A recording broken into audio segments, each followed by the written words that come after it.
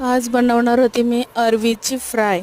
अरवी म्हणजे आमच्याकडे अळू म्हणतात. एकदम फ्राय झाल्यावर एकदम टेस्टी लागत होती आणि मच्छी जशी लागत होती त्याप्रमाणे चटपट एकदम टेस्ट लागत होती.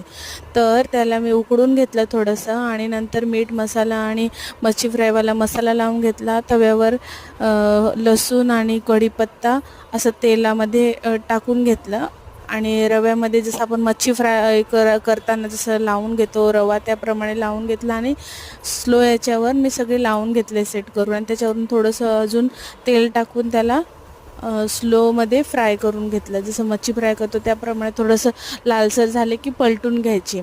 पलटून घेतले की नंतर त्याला चेक करायचे थोडेसे झाले की नाही असं याच्याने आणि काढून गेले. मी माझीच डेकोरेशन करून एका प्लेटमध्ये काढले आणि बाबूला खायला दिले.